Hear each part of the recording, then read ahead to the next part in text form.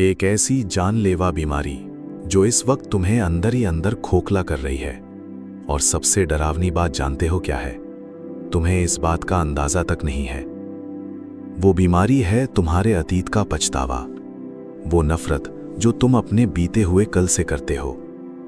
रात के 2 बजे अचानक तुम्हारी आंख खुलती है और दिमाग के किसी अंधेरे कोने से निकलकर सामने खड़ी हो जाती है सालों पुरानी वो एक गलती, वो एक गलत फैसला, या वो एक घटिया इंसान जिस पर तुमने आंख बंद करके भरोसा किया था।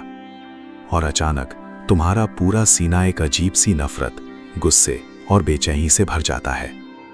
तुम्हारी सांसें तेज हो जाती हैं और तुम खुद को एक ऐसी कोठरी में बंद पाते हो जहां से निकलने का कोई रास्ता नहीं दिखता। तुम दुनिया के सामने हंस रहे हो, सोशल मीडिया पर अपनी नकली खुशियों की तस्वीरें डाल रहे हो, लोगों को दिखा रहे हो कि तुम जिंदगी में बहुत आगे बढ़ चुके हो। लेकिन सच तो ये है कि जब तुम अकेले होते हो, जब कैमरा बंद होता है, तब तुम आज भी वहीं पर एक लाचार कैदी बनकर खड़े होते हो जहां तुम्हारे साथ कुछ गलत हुआ था, जहां किसी ने तुम्हारा इस्तेमाल किया था, जहां तुमने अपनी जिंदगी का सबसे गलत फैसला लिया था। तुम हर दिन हर घंटे खुद को कोसते हो, अपने ही अंदर एक अदालत लगाते हो जहां तुम खुद ही मुजरिम हो और खुद ही जज। तुम चिल्लाते हो कि काश उस दिन मैंने वो कदम ना उठाया होता, काश मैंने अपनी जिंदगी के वो कीमती साल उस इंसान के पीछे बर्बाद ना किए होते जिसने अंत में मुझे लात मार दी, काश मैं उस वक्त थोड़ा और समझदार होता।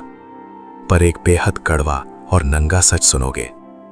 तुम्हारी इस अंदरूनी घुटन ने, तुम्हारे इस अंतहीन पछतावे ने और तुम्हारे इन आंसुओं ने आज तक बीते हुए कल का 1 सेकंड भी बदला क्या? क्या तुम्हारे रोने से वो समय वापस आ गया? क्या उस इंसान को रत्ती भर भी फर्क पड़ा जिसने तुम्हें दर्द दिया था? नहीं बदला ना। उल्टा ये पछतावा तुम्हारे आज को, तुम्हारी बची हुई मानसिक ताकत को और तुम्हारे आने वाले कल को भी दीमक की तरह चाट रहा है। तुम एक ऐसे मरे हुए कल के लिए अपने जिंदा आज की बलि चढ़ा रहे हो जो कभी वापस नहीं आने वाला।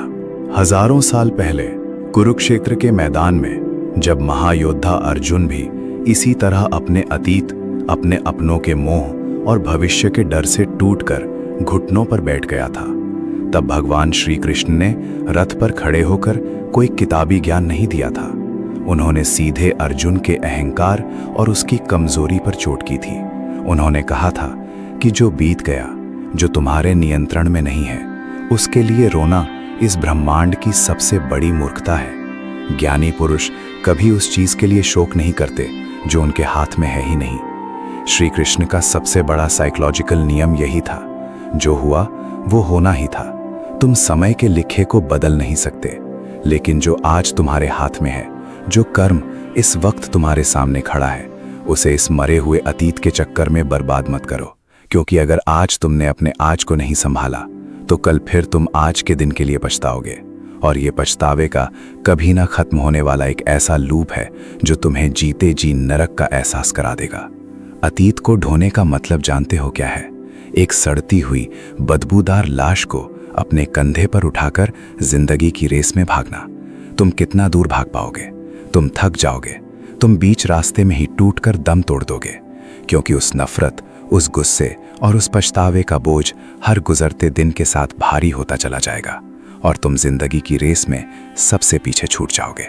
जो बीत गया वो एक ऐसी तिजोरी है जिसकी चाबी हमेशा के लिए खो चुकी है।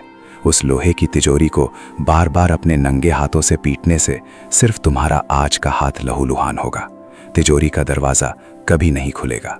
जो समय रेत की तरह हाथों से फिसल गया, उसे पकड़ने की जिद छोड़ो। अब वक्त आ गया है इस मरे हुए अतीत को शमशान घाट पर ले जाकर आग के हवाले करने का। और इसकी शुरुआत होती है एक बहुत ही मुश्किल लेकिन सबसे ज़रूरी कदम से, और वो है खुद को माफ़ करना। हाँ, उस कम उम्र के नासमझ और नादान खुद को माफ़ कर दो जिसने वो गलतियाँ की थीं। क्योंकि आज तुम्हारे अंदर जो ये कड़वापन, जो ये गहराई और जो ये समझदारी आई है ना, वो उन्हीं ठोकरों और उन्हीं गलतियों की वजह से आई है। अगर उस वक्त वो चोट ना लगी होती, अगर उस वक्त वो धोखा ना मिला होता, तो तुम आज भी उतने ही बेवकूफ़ और कमज़ोर होते। वो अतीत है तुम्हें तोड़ा नहीं, बल्कि तुम्हें तराश कर एक फौलाद बना दिया है। और उन लोगों को भी अपने दिमाग की जेल से हमेशा के लिए आज़ाद कर दो जिन्होंने तुम्हें धोखा दिया, जिन्होंने तुम्हारे भरोसे का कत्ल किया। उन्हें इसलिए माफ़ मत करो कि वो बहुत अच्छे इंसान हैं या वो इसके हकदार हैं। उन्हें अपने दिमाग से इसलिए लात मार कर बाहर निकालो क्योंकि तुम्हारा ये कीमती दिमाग उनकी गंदी यादों, उनकी धोखेबाजी को मुफ्त में रखने का कचरा डिब्बा नहीं है। जब तक तुम उनसे नफरत करते रहोगे तब तक तुम उनसे बंधे रहोगे। उन्हें अपने विचारों से पूरी तरह बेदखल कर दो, उनके बारे में सोचना ही बंद कर दो। यही उनके लिए सबसे बड़ी सज़ा है और तुम्हारे लिए सबसे बड़ी आज़ादी। अपनी आंखें खोलो, अपने कंधों को सीधा करो और देखो कि तुम्हारे सामने एक पूरा मैदान खाली पड़ा है।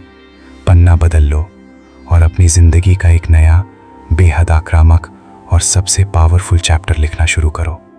एक ऐसा चैप्टर जिसे देखकर तुम्हें धोखा देने वाले और तुम्हारी बर्बादी का इंतज़ार करने वाले लोग दंग रह जाएं।